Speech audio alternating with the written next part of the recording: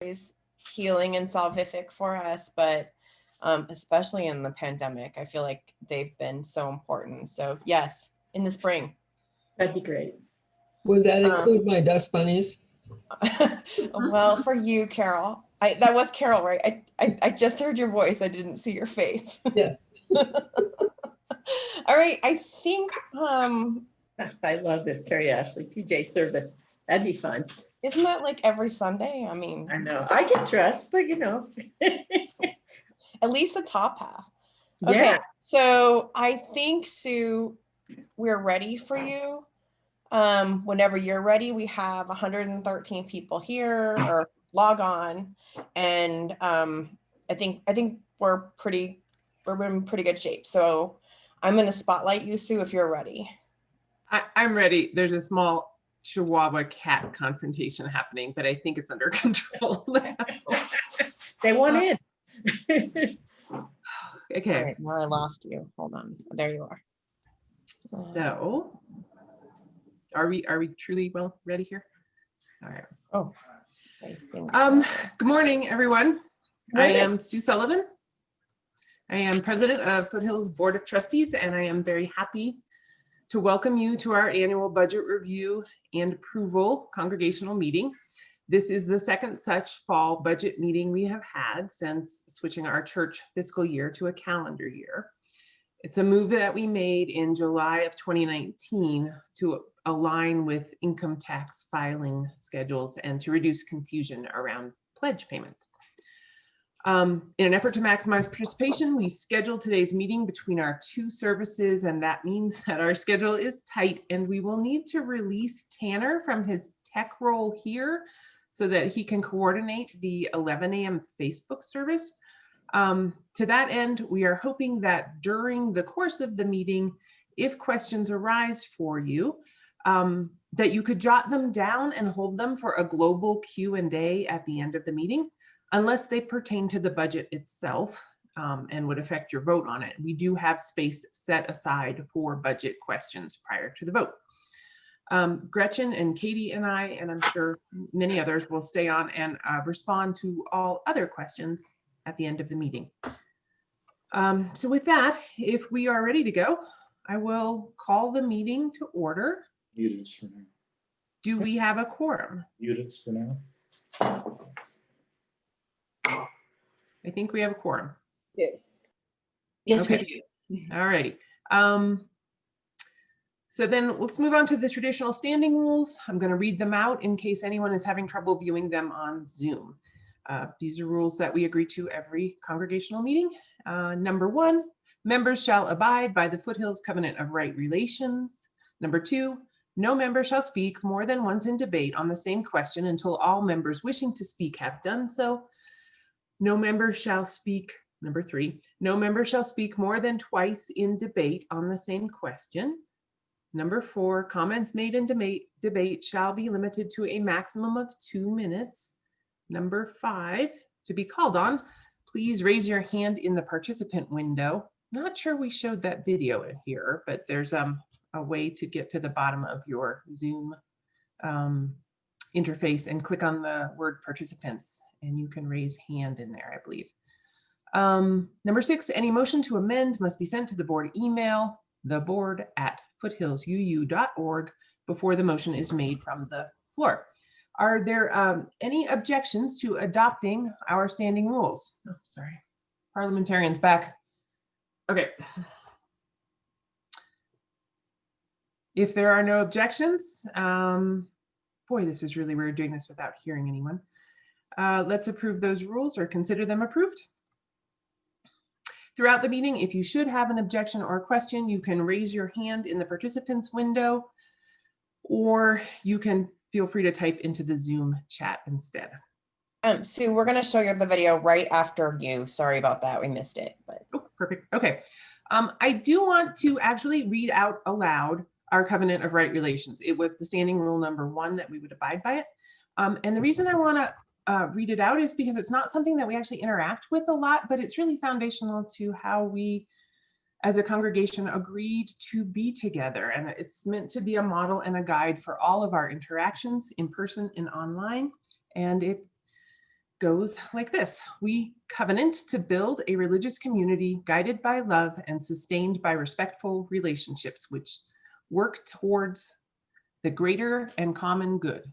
Believing that building healthy relationships is a spiritual practice, we aim to listen appreciatively, speak with care, express gratitude, honor, and value our differences, and assume good intentions. We will communicate directly, honestly, and compassionately, particularly when we are in conflict, and we will not expect to always get our own way.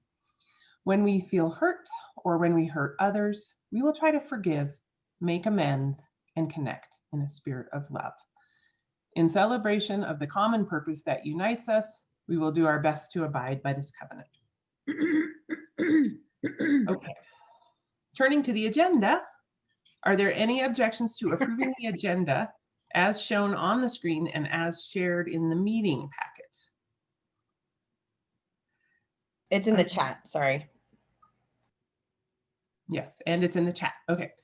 I'm hoping that someone's sort of monitoring for raised hands or objections, and seeing none, shall we say that the agenda is approved and move on to our chalice lighting?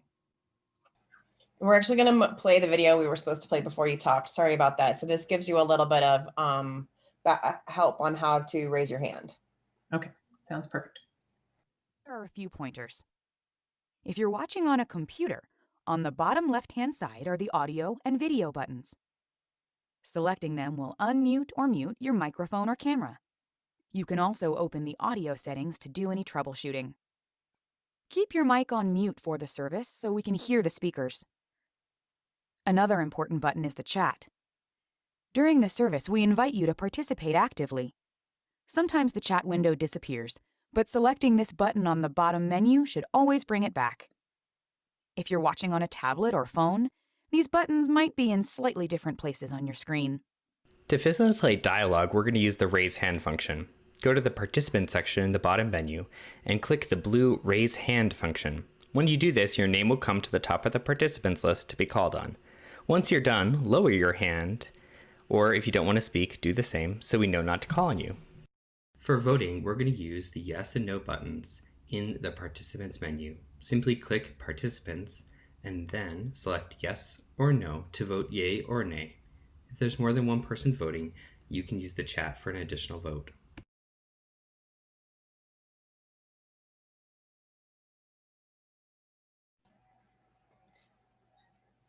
All right, I think generally that gives a little overview. And you know, we've been on Zoom long enough. We created that way back in June, feels like ages ago. And we've been on Zoom long enough that people generally know if you're having trouble, unmute yourself, say something, we'll respond to you. We're all in this together. So we're just kind of finding our way. Robert's rules were not exactly anticipating Zoom congregational meetings. So, all right. Yes, thanks, Karen. I think just adapt as you guys need to, knowing that, like I said, we're in this together. If you need to say something, let us know. Okay, I'm going to turn us now to our chalice lighting. And we're so grateful to have Sue Ferguson lighting our chalice this morning. We wanted to ask somebody who I knew had spent a lot of time in budget work. And I had a list of people. Sue came to mind early as somebody who I know has spent a lot of time with love and care tending to the very fine details of our budget. So I'm turning it over to Sue now. As we begin our meeting, we offer these words, adapted from a poem by Nancy Schaefer called Pieces of Good.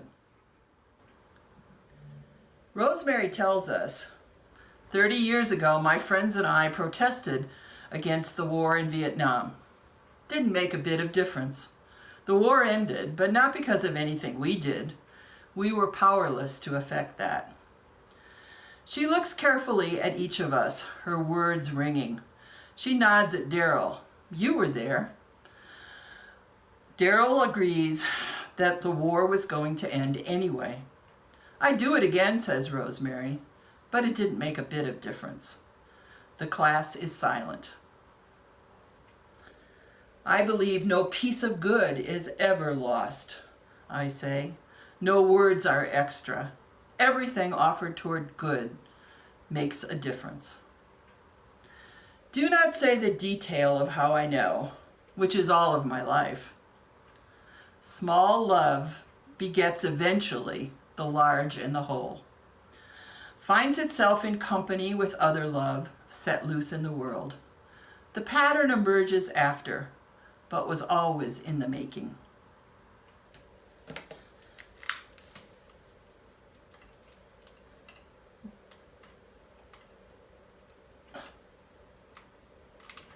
We light our chalice for all the pieces of good we offer, even in the routine running of a business meeting and the detailed work of making and approving a budget. That too is an offering towards the good. In these days when we are too often unsure if we can truly make a difference, may the light of the flame remind us that each of our pieces are already finding themselves in company with all the love being set loose everywhere. Thanks so much, Sue. First of all, great to see you. But also felt like a good link back to the themes of the service. So thank you very much. It is our tradition over the last few years, we started the practice of lifting up at our congregational meeting those who have died in the past year and those who have been born in the circle of life. And so we turn now to our video of remembrance and celebration. Our congregation is a community of both memory and hope. We remember those who have gone before us, their stories, their dreams, their failures. We hold all of these in our mind as we wrestle with the present and invest in the future. We look to our children and grandchildren and hope for them a better world, that they will pick up the tasks that we know we cannot complete, that they will forgive us our failures. Each year at our annual meeting, we take time to remember and embrace this circle of life in its most tangible, practical form by naming and honoring the people in this congregation who have died in the past year, and naming and celebrating the babies we have welcomed in the past year. As a covenanted religious community, our lives have been enriched and touched by those individuals who have been a part of our community and of our lives, and yet no longer walk the way of life with us.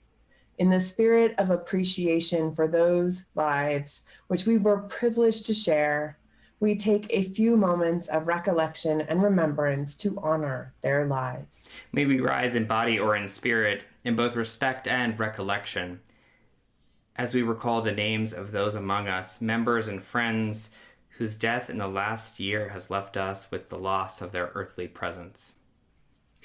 Their lives continue to sustain us and enrich us with precious memories, the gifts that they brought to this community, and the ways their presence shaped our story that will live ever on.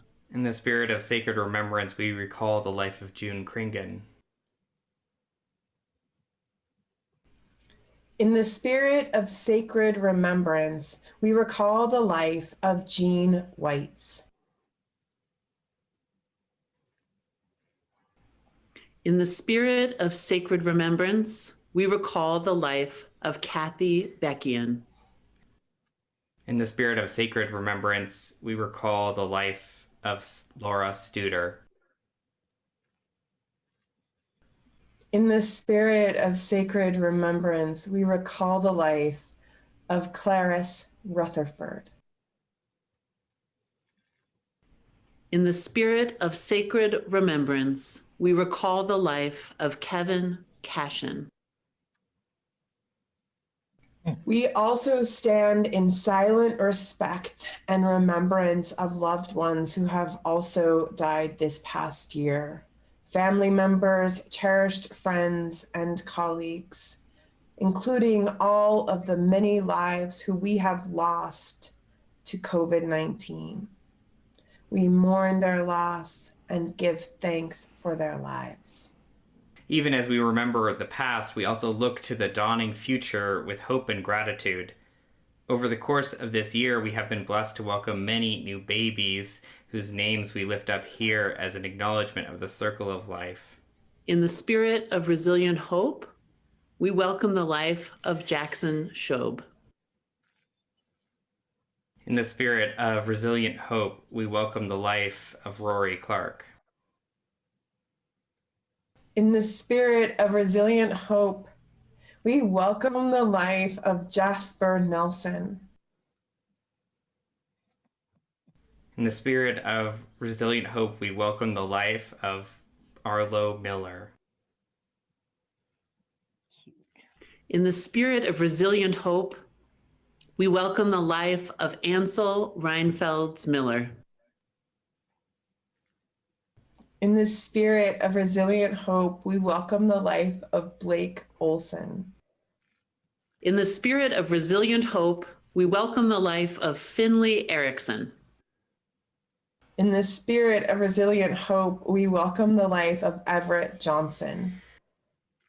We acknowledge and celebrate all the births from this past year and the many new beginnings we have discovered and created.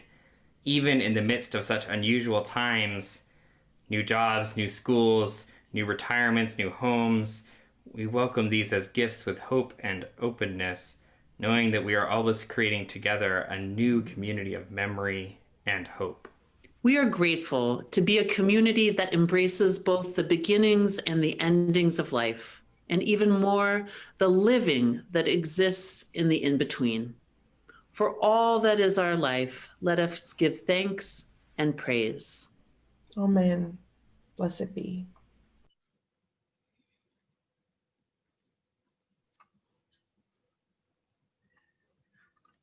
Okay, am I unmuted now? That was amazingly lovely. Okay. Before we move into the 2020 update and the 2021 budget, I would like to take a moment to let you know that the Board of Trustees is wrapping up more than 2 years of work that we have called Restoring Wholeness in the wake of disclosures of misconduct by former professional staff in 2017 and 2018. This work represents the efforts of 4 successive boards of trustees. It is meant to help the congregation continue to process these events and to restore a sense of safety and trust in our congregation going forward. We have focused on 2 parallel efforts. The first is crafting new board policies that define professional misconduct, set guidelines for disclosure to the board of credible reports of misconduct, outline considerations for when to disclose to the congregation as a whole, and set clear expectations for ministerial self-care and accountability. We expect to finalize and approve these new policies by January. The second effort is compiling an archive of primary source documents, writing a timeline of known ministerial misconduct, and writing 3 layers of narrative of varying levels of detail. These narratives are intended to help congregants understand what happened, to offer a model for how to speak of our history openly, compassionately, and faithfully with each other and with newcomers to Foothills, and to help future lay leaders to understand how these episodes of misconduct have shaped our past and will affect our congregation going forward. The meeting packet has a longer description of the work that we are completing and links to the shorter narratives that we have written about our history. I believe you can find links to the packet in the Zoom chat still. If you would like more information about our work, or if you feel that engaging more deeply with these written materials would help you to understand and integrate these events of our recent past, please reach out to us at theboard@foothillsuu.org. We are covenantally committed to our principles of transparency and accountability. We want to help active members of Foothill access whatever level of detail would be helpful to their understanding and healing from this difficult chapter in our congregational life. Pastoral care will also be available for those who engage more deeply with these materials. Again, please feel free to email the board at foothillsuu.org. Next is an update on the health and the impact of Foothills this year as we are wrapping it up. And I'm going to turn it over to Senior Minister, Reverend Gretchen Haley. All right, so I am so glad to give you a little bit of a update on the ministry that we've offered and shared together in this strange and incredible year 2020. And where I want to start is just by acknowledging that, to me, the good news, the best news in all of 2020 is the ways that we've been able to do really meaningful ministry together.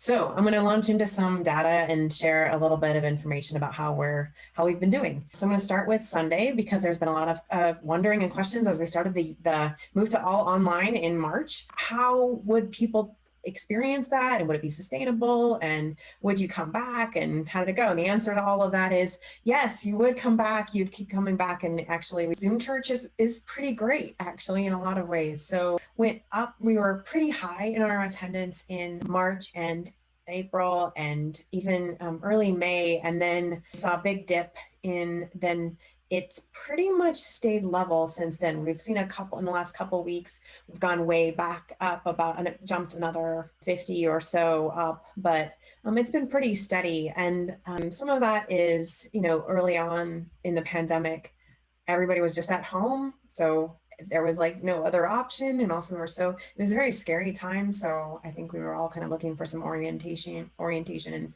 connection. Also, some people asked me about the differences in attendance between the 9 o'clock and the 11 o'clock service. You can see there the blue is the Zoom, the 9 o'clock service, and the other two together make up the 11 o'clock service. Orange is Facebook, and gray is on the website.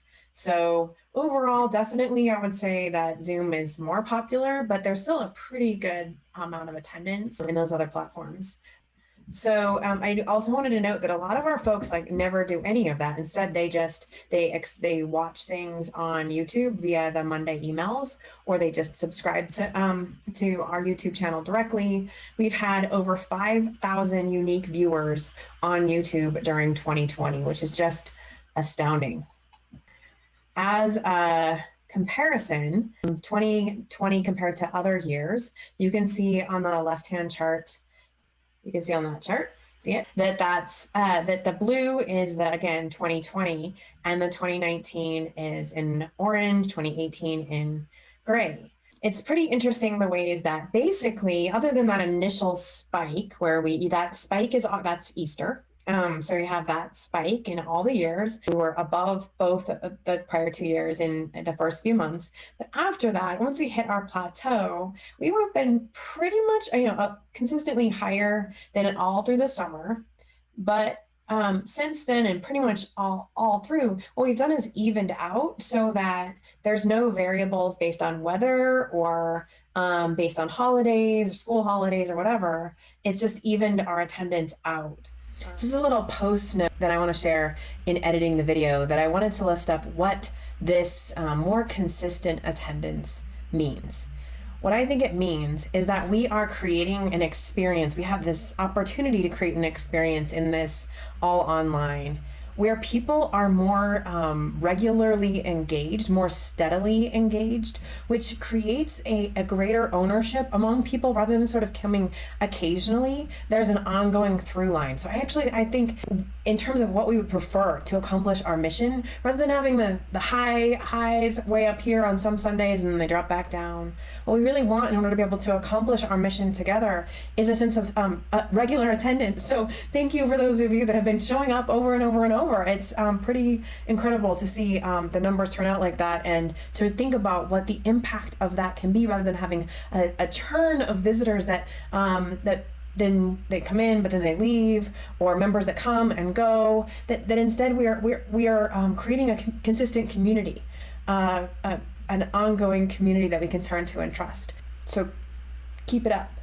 So January and February we weren't record breaking this year, but then you go into March and April and May and June, and the blue consistently is way higher than any other of those prior years. As you go into July and August, we're pretty even with some of those higher years, and then September and October, we're keeping pace with the last couple of years, but not as high as we were in the fall of 2016, but still really solid attendance. I also want to share about our impact in our community over these months. During 2020, we have shared $43,000 with our community partners. That's just so far. We still have the month of November and December to go. We also, through our partnership with the Family Housing Network and by offering our space to those fit to their families in that program through the time that we've been out of the building, we've been able to provide safe housing for 15 families during the time of pandemic, which otherwise would have not been able to have a stable place, and the ins and outs of volunteers and space, and just that instability for children who are also trying to learn online would have been a much different experience. And so we're really grateful and proud of that offering. We also, during this time, our food bank continued and provided critical support to many families. I just got a note in the mail from one of our neighbors expressing huge gratitude for being able to access food, the food bank in their own neighborhood. During this time, we continue to distribute food to over 140 families every month. Even in the blizzard a couple weeks ago, the food bank volunteers were still out there, and they adapted their operations through the pandemic to be more drive-through, so it was safe and families could still access and the volunteers could still come. It's really incredible. Also in this time, become the fiscal sponsor for the new BIPOC Alliance of Larimer County, increasing our partnership with them, building relationship.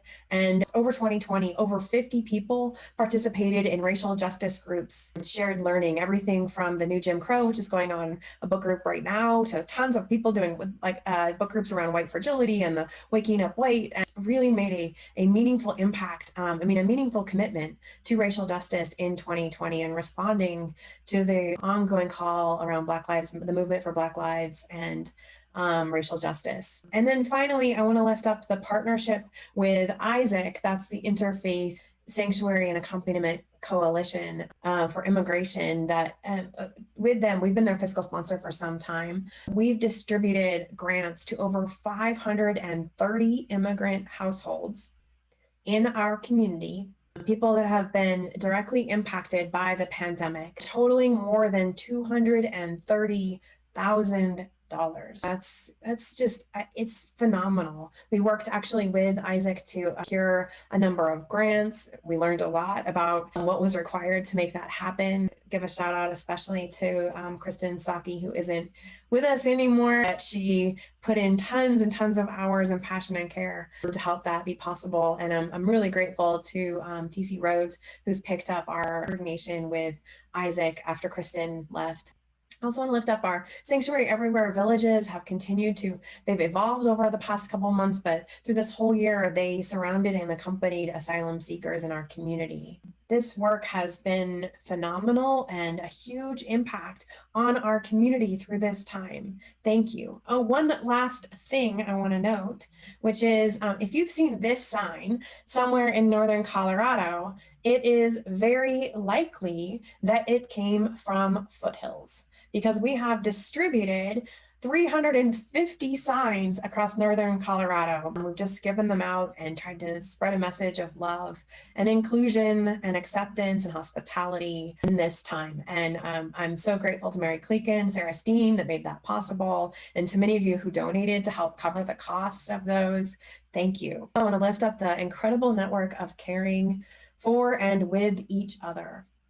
There have been 15 parish visitors working actively right now. And between them and many others in formal and informal ways, we know we can track 480 acts of care provided, touchstones of care over this year. And that's I'm confident, a serious underestimate. We've continued meal trains and caring cards and personal reach outs through the pandemic. And also we really grew those circles of care related and made possible, a lot of that was made possible through the ways that more and more people have been engaged than ever through this year, particularly in our circles, but in many other ways as well. We have been working with 61 circle leaders. That's a huge dedication of time and care and commitment. What a huge example of stepping up and making a commitment and caring for those around you. It has resulted in, get this is a crazy number, but it is true, 1,171 people participated. That's active participation in Foothills this year. 1,171 people actively, like in ways that we could trace. That doesn't even include, I mean, you know, except for those 5,000 or 4,000 others that are watching our YouTube channel that we they didn't send us their name, but still, this is 1,171 people, over 1,000 people actively engaging with us. I'm really proud of the many shared voices every Sunday who light our chalice or share personal stories. Oh, I missed that number. I'll come back to you and at the end and share that number of how many people have served as breakout managers and leaders.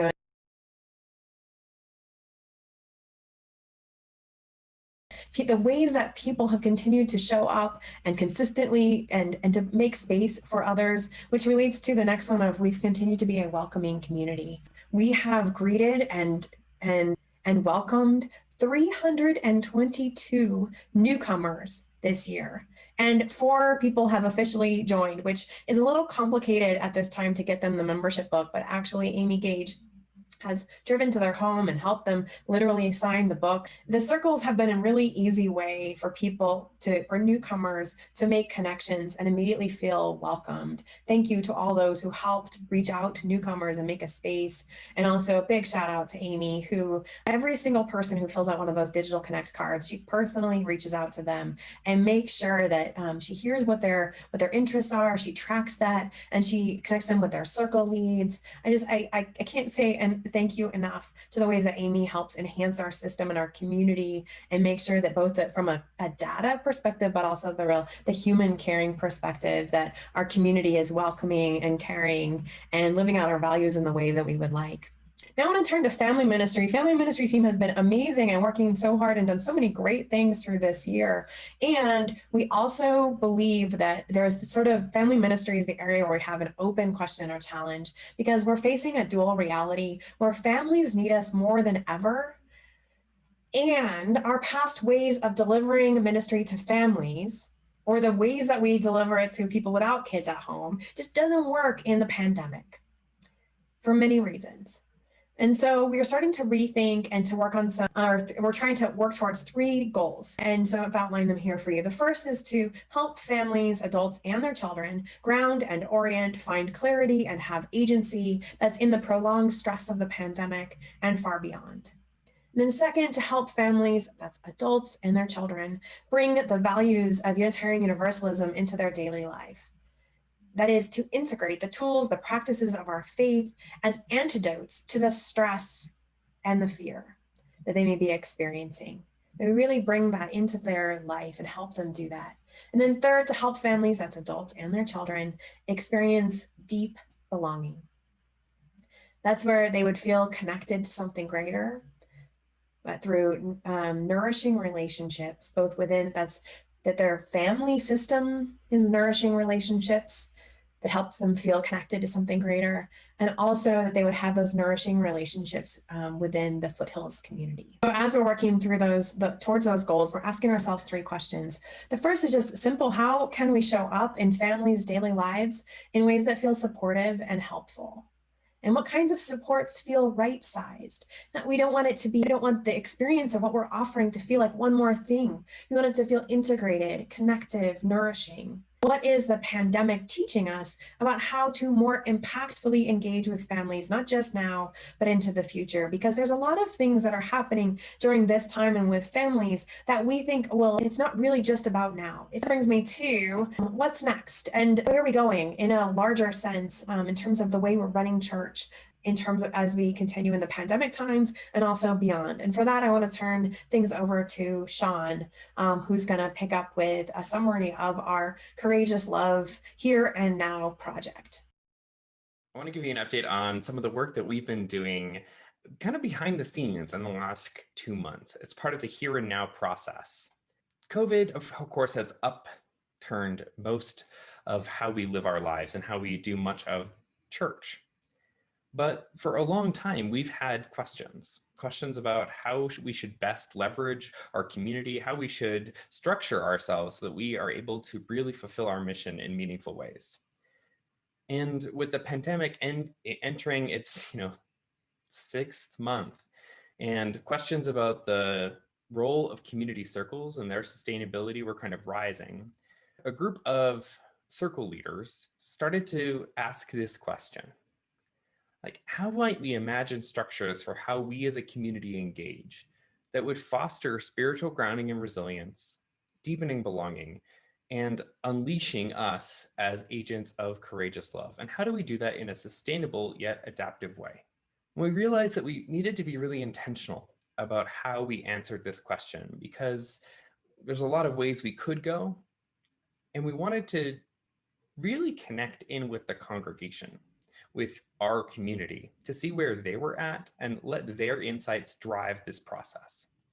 And so we partnered with a nonprofit design firm agency, that's their name, out of Boston, who worked with us to create a process in which we could engage with this question, but also engage with our community. They helped us create a process in which 7 teams worked for 7 weeks, composed of 34 members of our congregation, and they worked on moving through a human-centered design process. So what that looked like is we spent time learning about our congregation. Then we spent time analyzing the information, the data that we gathered from the congregation. And once we did some of that analysis, then we moved into a design phase where the groups created different imaginings, different ideas that each week they worked through. At the beginning, they completed 75 hours of interviews with members of our community. 75 hours. All totaled, the summaries of those interviews was 22 pages long. We really got to know not only some of the barriers that people are facing to experiencing belonging, but what it really means to feel like you're a part of a community, that you're able to access hope, to feel oriented and grounded. And so they took all of that insight, and each week they came up with different ideas. And then they shared them with one another. They got feedback, they refined them. Agency pushed us to deepen them and see how they could be more expansive, more comprehensive.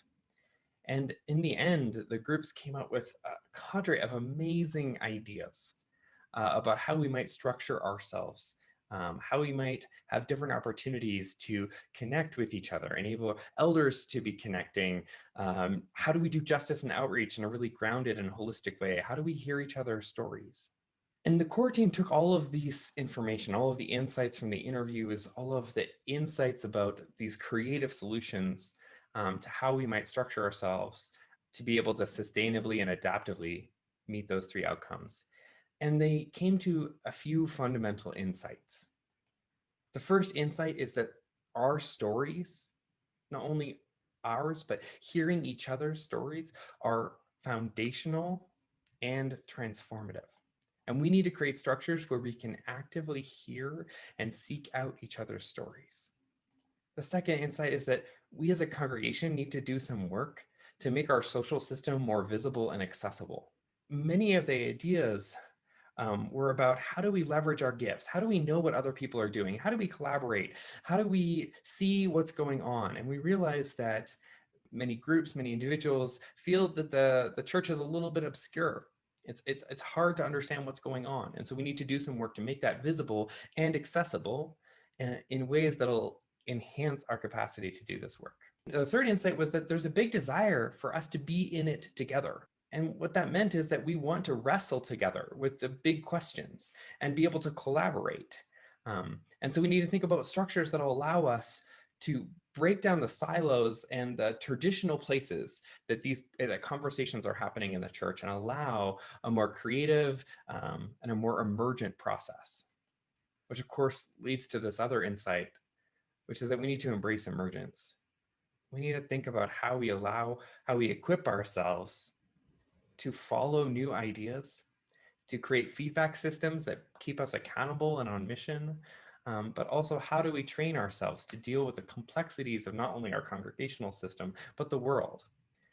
And finally, that we need ways to relationally companion one another, companion newcomers into our congregation, companion leaders as they step into leadership, companion people as they're going through critical life stages, that we need to have different structures and a real culture of companionship. So what happens next? The core team is working to figure out a plan for our community circles. How are they transformed, and to unleash them in the places they're working and let go the parts that aren't. And then we're going to be gathering teams around each of these insights. And they're going to take a specific question that is at the heart of it, and they're going to try some experiments. And so in January, we're going to begin this work of experimenting and seeing what we learn about how to actually implement these insights throughout our congregation, and how do we do it in conversation amongst all of those groups. It's been phenomenal experience to work with this group of 34 members of our congregation who dedicated hours of their time over these past 7-8 weeks. The work that they've done is so good and so foundational, and is setting us up for some amazing moments to come. And so I'm so grateful for them. I'm so grateful for Agency, our partner, and I'm so grateful for this congregation's spirit of learning, because it's serving us well in a time in which we need to learn and adapt to whatever is to come. All right, thanks, Sean. So I have just a couple more things, and then I'm going to turn it over to Katie for the budget. I wanted to do a quick check-in on our financial health and our institution and how we're doing. So first of all, I want to be really clear that giving in 2020 is very strong. But that's both operationally and in the capital campaign. It's really overwhelming how generous the congregation has been and community members have been represented. That's all what has made possible all of those impacts that I just described. So, and at the same time, we've had a lot of change and a lot of external change and internal change within this year. We've had some staffing turnover. Some of that has been intentional, some of it not.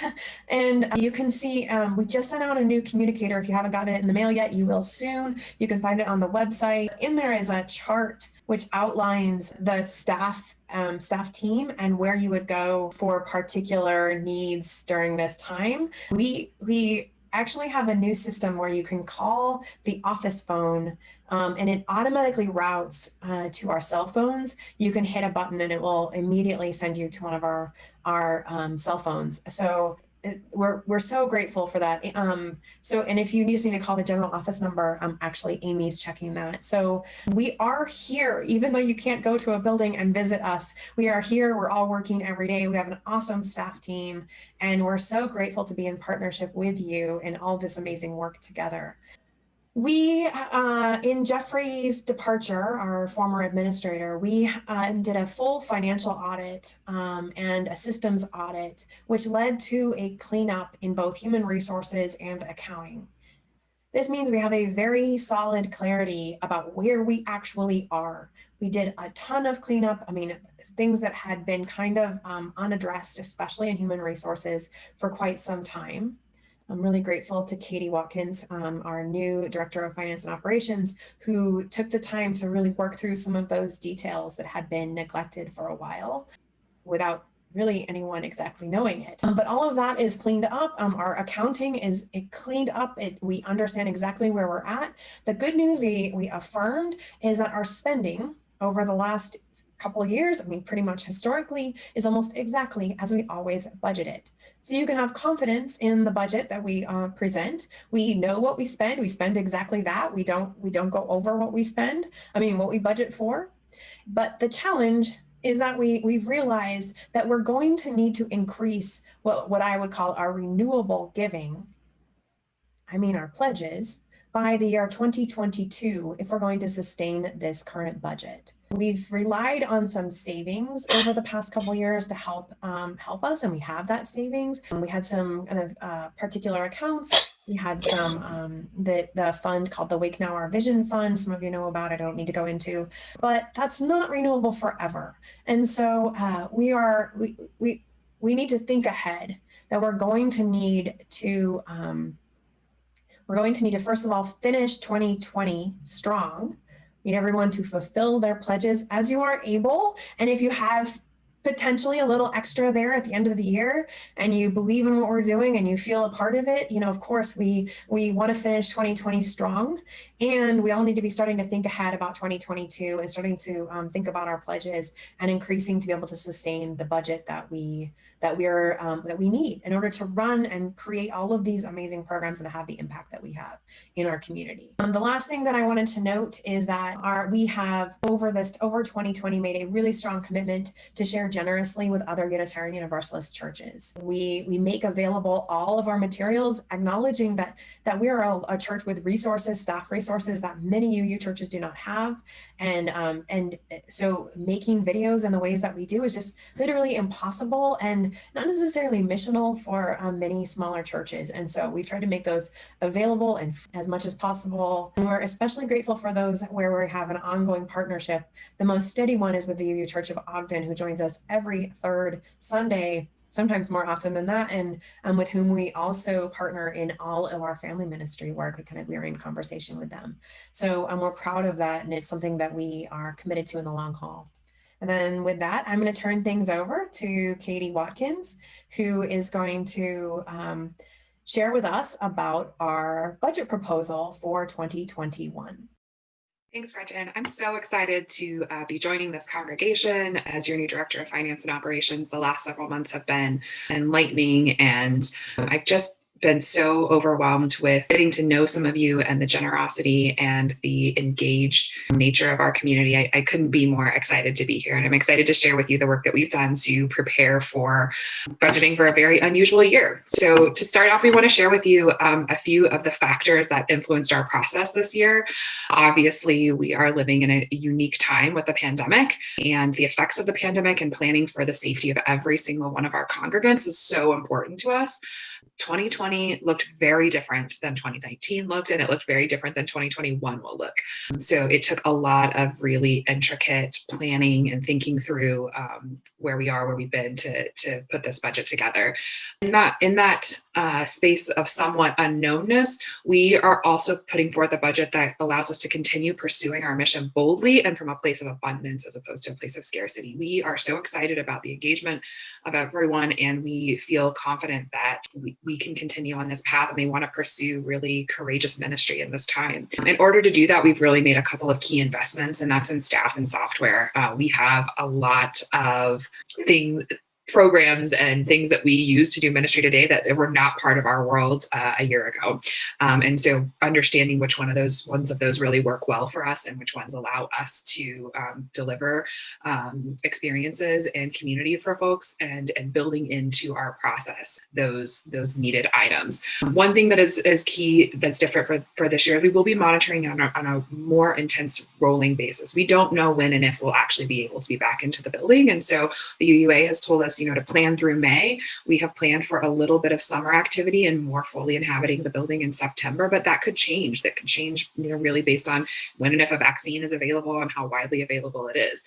Another key thing to know about this last year is that we resourced a mobile office. We were largely operating out of our offices at the church. We needed to provide the hardware, and Gretchen mentioned that mobile app that we're using. There are a number of things that we needed to invest in this year that we don't. It's not a repeated investment going into next year, but those things will build the foundation for us to build our basis on digital ministry, and then have the opportunity to have savings over time as we are able to be more and more in person.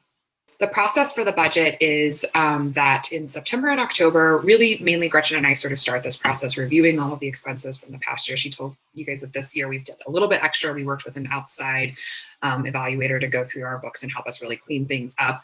We identified what was sort of one time, what was ongoing in terms of the budget needs. And then in October, we brought our plans to the board. I sort of said prior to that, we've also been consulted with the other staff about their particular areas of expertise and where they operate. And then we brought the combined budget to the board in October. The board had some revisions they asked us to make. We made those revisions. And then now in November, we bring it to you guys, the congregation, for a vote. And then in January, our new fiscal year will begin.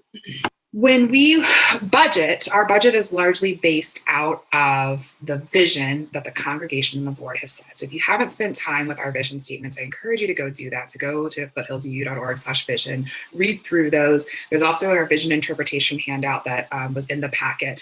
That vision interpretation is something that the staff creates with influence of the board based on those congregational vision statements, and then we perceive the budget as a means to accomplishing those vision statements. So you can kind of see how they go hand in hand, and we're not budgeting just to get through operationally, but we are budgeting to achieve those outcomes that we have co-created as a congregation, board, and a staff. So starting with where we are from an income standpoint, you can see our 2020 projected numbers on the left column and our 2021 budget on the right column. So we have had a strong year of pledges. We had growth over last year. However, we budgeted really modestly for growth going into next year. The reason for that is that when we asked for capital campaign pledges, we agreed that we would not ask for increases in pledges until 2022. We have budgeted a minimal amount of growth, and that growth is really from new pledgers that we expect to happen. And we feel really comfortable with that number. Similarly, with our weekly offering plate, some of that money ends up going out to other organizations. We've had a really strong year this year, and we feel confident that we can, keep doing that fundraising for our own projects. So sometimes those projects are, the history project was a couple of weeks ago, or our minister's discretionary fund, or a few weeks ago, we also, donated to the fire fund. So we are really intentional, and people have been really responsive to that. We feel that the text to give has been really successful, and folks are learning to give, $1, $5, $10 to the cause each week, which is great. We did budget for an additional fundraising event. So this year you can see we raised about $21,000 in events. I want to give a shout out to the auction team, which Kay Williams led. They did a phenomenal job. They raised over $15,000 that stays with Foothills. And then we have another $5,000 that we raised for a program that's part of La Cocina, getting kids tutoring access from low-income, non-English speaking families.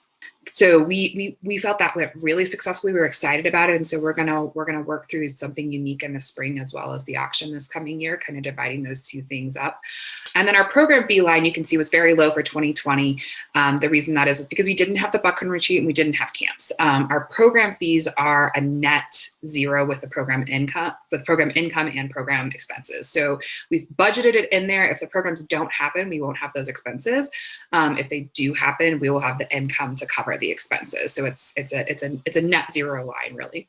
And then transfer of funds is when we receive funding in for a specific reason, and then it goes into what we call equity accounts, where the funds remain until they are to be spent on that specific purpose. So an example of that is our minister's discretionary fund. When we fund that those funds are taken out as an expense into that fund, and then they come back in as income when they're released to be spent. The reason it's so large this year is because of the PPP loan that we received, payroll protection loan from the government. We expect most of that will be forgiven. For those of you who are interested in that process, we're in the process of starting that forgiveness phase. The way things are going, we feel confident that the majority of that, if not all of it, will be forgiven for us. But that was about $106,000 and some change. And so you see that come in and go out this year, and that won't happen again next year. So that's where the big difference in transfer of funds. Other income is a number of miscellaneous. We have some bonds that we earn some interest on, rental income when it's available. We've obviously budgeted really conservatively on that for this next year. Those things make up what comes into other income. So you can see our budget was up this year, largely by infused by those PPP loan dollars, and we expect it to sort of come in line next year with what our expectations are. We won't be needing some of the funds that we utilized this year. So here's just a graph with that gives you kind of a different perspective, so you can see the differences in the year over year. So on the left, you've got 2020 in this top graph, and on the right, you've got 2021. The majority of the difference of pledges making up a greater portion of the income is because of that PPP funding. And then you can see down below how we've stayed really steady overall, again, other than transfer of funds in terms of our sources of income. These graphs are in the handout that was part of the congregational meeting packet. So if you want to spend more time with them, if you have questions, feel free to spend time going through them and reach out to me. I'm happy to have a conversation at any given time. One thing I do want to point out on the pledge front is that we will need to increase pledges in 2022 to maintain our current operating level. That transfer of funds that we have put into this next year sort of make up that gap of managing that promise to the congregation for your faithfulness. But we will be looking to increase income in 2022 to maintain our operations. Okay, so moving through to expenses, when I said at the beginning that we invest in staff and software, you see that in those first three lines is the majority of our budget goes. This year we had some unexpected staff expenses. The majority of that came from hiring new staff and then paying out paid time off PTO on old staff at the same time. So it's almost like covering two people for the same position for a period of time while we were taking care of those transitions. And then since I've come on board, I've worked really closely with the UUA to understand our human resources systems that we have in place through them. And we had some mistakes and errors that have been made in our 401k funding for staff and a few other places that we had to correct this year. Again, neither of those things should be part of our plan for next year. So you can see there's a decrease. We're roughly the same size staff.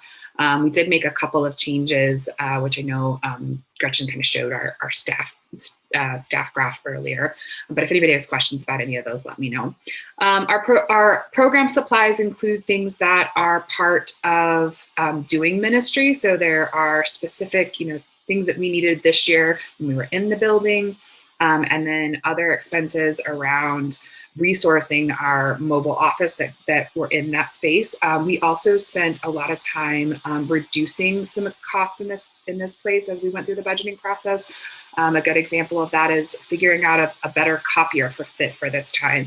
Or we changed over the way our phone lines are managed. So we're saving money and we're also resourcing the office that we really need now. And we feel like those savings can continue in perpetuity. Our contracting services include this year a chunk of people that it didn't include last year. So we do work with outside entities from time to time on different programs. We had two staff that were in our personnel last year, our custodian and our pianist. And those two have come into a contracting role at this point with us, with our ministry looking so different. So we have Lauren Jones is working at, is a longtime member and has a great care for the building. He's working as our utilities manager. So he does a lot more maintenance work and just managing the overall of the building for us right now on a contract needed basis. And then we've contracted with Diane for use of her music as in our ongoing ministry. You can see the building use cost this year. That is largely been resourcing family housing network. As you all know, we haven't been in the building, so that in some ways, a lot of those costs are considered, part of our community resourcing. We are using it a little bit for office purposes, but very, very little. The majority of the costs are supporting those families. We did put some costs in next year, assuming we would be in the building end of the year. So in order to keep that pledge promise and to make our budget work this year, one area where we had to cut our funding is with the UUA fair share. For the last few years, we have been really proud that we've been able to provide our full fair share, and we've been recognized for that.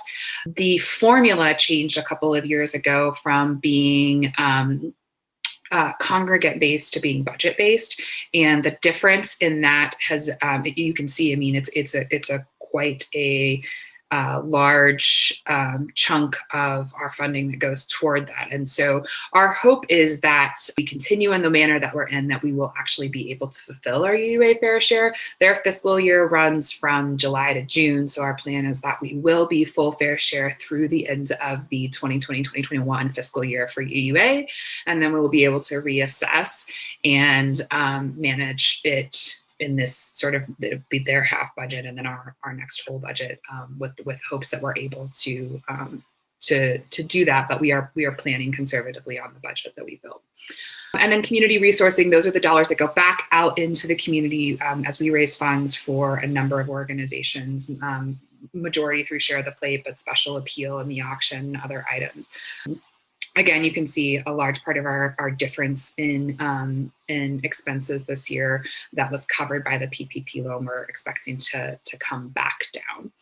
So we are excited. We feel like we've worked really hard to make the budget reasonable, to see where there were opportunities to be more efficient, and also to invest in the tools and people we know are necessary to continue delivering the ministry in a way that is meaningful for our congregation. On this slide, on this slide, you can see the expenses by program area. So our operations, this pink one, which is the largest, really supports every program we have. Those are, building expenses. Those are the team that I work on, who support everyone, the communications and finance side of things all kind of fall into that area. And then you can individually see, adult ministry, family ministries, our worship, and our community partner resourcing. So for this year, we'll be at a net positive of 906 is what we're projecting. And for next year, we're projecting a net negative of $182. So both relatively balanced budgets in comparison to the total. So just from a narrative standpoint, in terms of understanding where we focus in our budget, we really believe that people, programs, and tools are the way that we get to our 2021 vision coming to fruition. Gretchen and Sean worked really hard in the summer to reevaluate our staff plan and to make sure we were staffing according to the needs of right now and the future. And in doing so, they evaluated all of our staff's salaries along with the UUA guidelines. They give us a lot of information on that, and making sure that our staff were at the midpoint of their comparative salaries. Everyone who had been here for a year received an increase at that time, except for Reverend Gretchen. And it's actually been since 2016 that Reverend Gretchen has received any sort of increase. And so one of the things that when we presented the original budget to the board that they came back and pushed back on was that it was time to provide her an increase. And I'm fully in support of that. For a church our size and of our need level, we want her salary to reflect the level of expertise that she brings, because that's a vulnerability to us if we were to ever lose her for any reason, to be able to have that caliber of leader in our organization. So there is a raise reflected for Reverend Gretchen this year. From a program standpoint, we've really taken a lean-in approach. I'm so proud of the ministry team. I've been so excited to work up as a part of this team, because our process has been, we're not going back, we are going forward, and we are going to learn, and we're going to build the community of the future, as opposed to trying to just wait for things to return to some place that they were. I'm a different person than I was 9 months ago. I think that's true for many of us, and that's true for our church. So we're really investing in what we need to be able to respond to needs in real time. Gretchen talked about what we've done with our caring ministry, how we've been Sean shared about how we've been re-envisioning our circle programs. All of that is part of investing in those things being the right program for right now. And then, as I mentioned previously, we utilize a mix of physical and technological tools to enable us to bring everything together in a way that is easy for others to access and to continue to be a part of. And we're excited that we've seen that data that Gretchen shares really supports that those things are working. So hopefully this is a good quick overview of where we are at the budget. I'm happy to, answer questions, talk with folks, one-on-one after this, but we do have a few minutes here, I think, now for people to ask questions before we move to the vote. So we just like to open up. If anybody has any specific questions, you can type them in the chat or unmute yourself and ask them, and Gretchen and I can respond.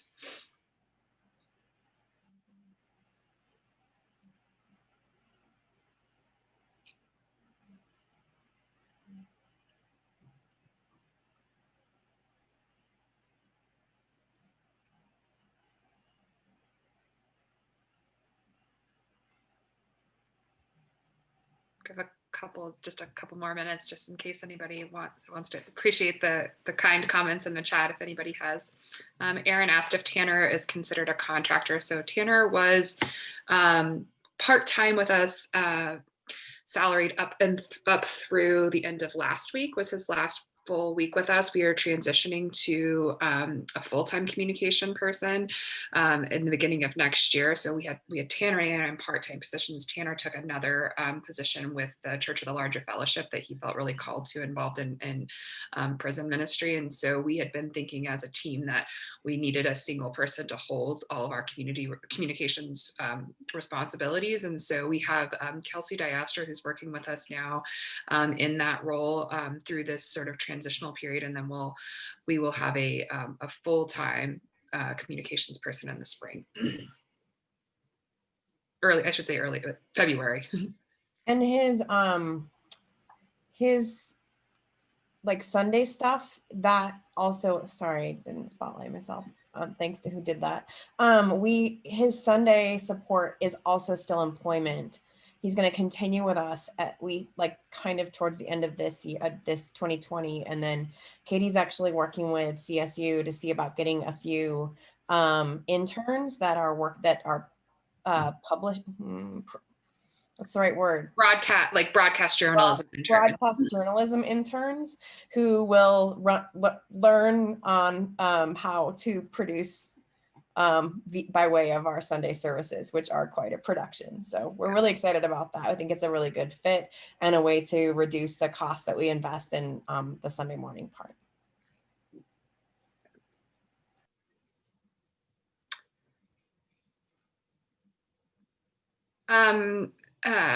So I'm sorry, Mark. I don't know if it's Margie or Margie. Wagner asked about the capital campaign fund drive. We're going to do a capital campaign update here in just a minute, but in terms of collecting on our pledges, we're ahead of schedule. People have been very faithful to the capital campaign fund. You'll kind of see in this next update after we get through the vote where our shift in the budget there is more about where we are as a world in the pandemic. So, and if you have any further questions after that, feel free to email me. I'm happy to have a conversation about it. It sounds like we might be ready for a vote here. That sound right? I'm going to go ahead and move us through to that just so that folks who want to get to the 11-ish service can do so. Traditionally, the treasurer of the board makes the motion to approve the annual fiscal budget. And I am hoping, Brendan Mahoney, that you are out there in Zoom land and able to unmute and make a motion for us. I'm out here and I move that we approve the 2021 fiscal budget. Okay. All in favor, I think clicking yes in the participant window works. And then if there's more than one person in your household watching, you can type the name. You can click no too. I guess I totally stacked the vote there. Click yes or no in the participant window. And then if there's more than one person watching, you can put your name. If you can put your full name and your vote in chat, we will be able to have a complete tally. So let's try that now. Steve, how do you vote? Aye. I don't know how to click on yes or no. I'll add your name. That was Diane. I'll add your name. Thank you. What's your vote, Diane? For all the world to know now, my vote is yes. You're recorded. Thank you.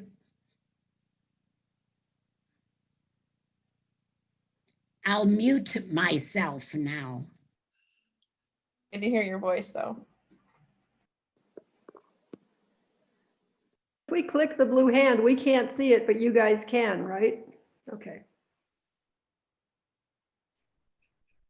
For some reason, my participant button isn't working, but I'm voting yes. Thanks, Mary Pat. It's like a great test of knowing whose voices I know too. I was just going to say that, Gretchen, like your recall of voices is amazing. I wish I had that with my students. And it's a funny thing of the ways that people's voices and names stick in my brain. All kinds of other things don't as a result. This is Sue Taylor. I pressed yes. Did you get it in the participants? Yes. Great. Yeah, I said that. Yeah. I pressed yes too, but I didn't press the blue hand. I guess that's okay, right? Yes is the actual, yeah. The Okay. yes and no is clearer than raising hands here. So I'm looking at this and I think that we have an approved budget. We can maybe save the chat out so that we can do an official tally. But I think at this point that we could move on to the next section. Does everyone feel good with that? Okay. The next section involves an update from the building expansion team and the building expansion finance team. And I feel like I should pass that over to someone. So one of the privileges that I've had since joining the staff team here is to work as a staff liaison with both the building expansion team and the building finance team. And Peg McMorris, who is on both of those teams, has produced for us an update to share with everyone about our Building Courageous Love project. I'm excited to get to her words on that. But before we get there, I just wanted to quickly recognize the team of folks who've been working on this project. Chris is a former construction manager and engineer. He brings so much just knowledge to the team around the process of construction and organizing the architect with the build team. That process, which is very unknown to me. He's got a ton of experience in, and he has been the one communicating with our architect. Jerry is a project manager and an engineer. He's helped us to go through the prioritization process really clearly. He's adapted some of our numbers around the project build for the finance team to use. Margaret's an incredibly experienced, longtime UU, and she runs all of our communications for the building expansion team. And then Peg has a lot of experience in building sustainable buildings.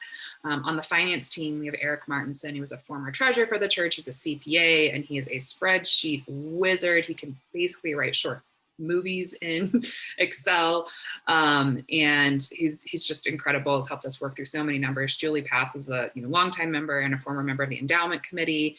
Peg serves on this team as well, and then Scott is a member, former board member and church treasurer. This group has been working and meeting diligently, thinking through all of the questions, and I'm excited for Peg to share with you all where we are, and just grateful to this team to have guided us through the process of sort of stopping our work of building that building that was for our past and figuring out what is really the building for where we're going. We're really excited that we get to build that thing in light of all the here and now, as opposed to without having any knowledge of it ahead of time. So I'll let Peg share the rest of the update with you all.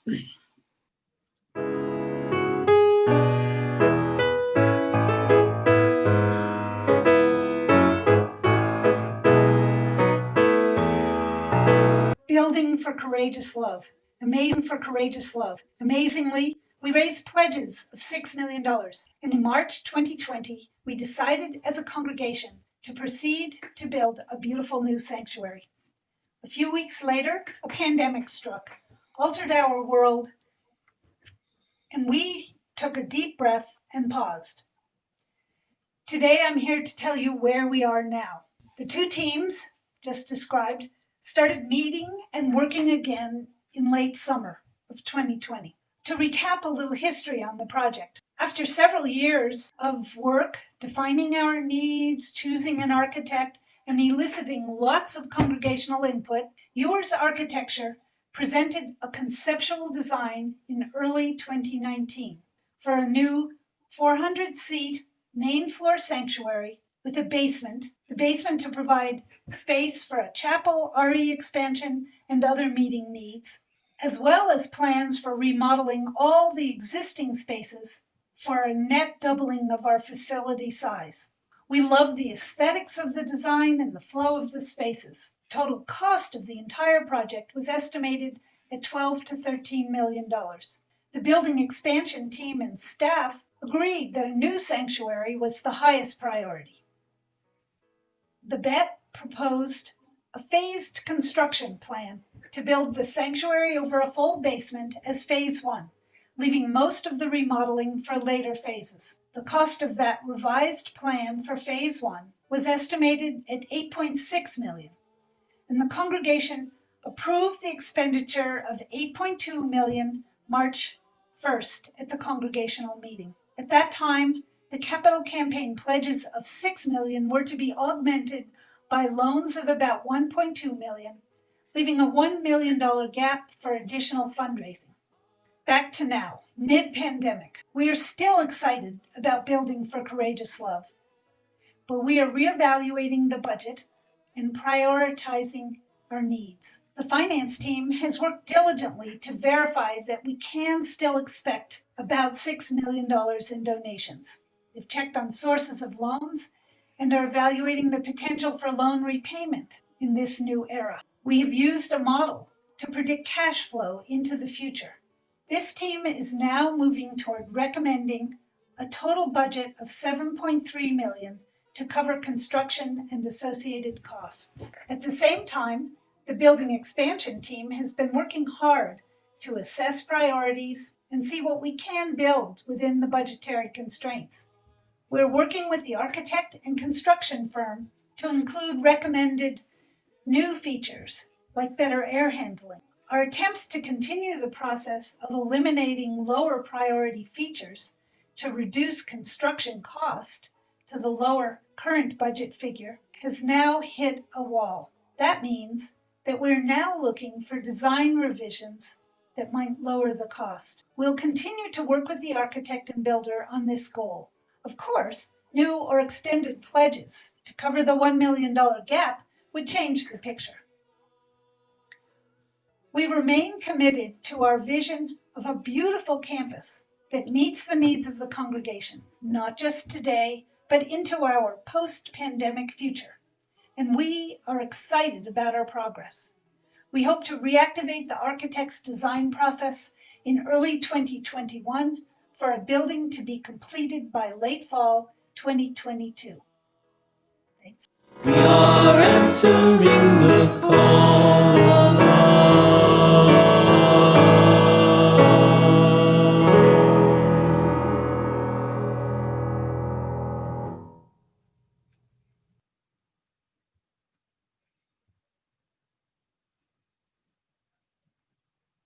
Okay, that was really wonderful. I loved that video from Peg and the chat bubbles in it.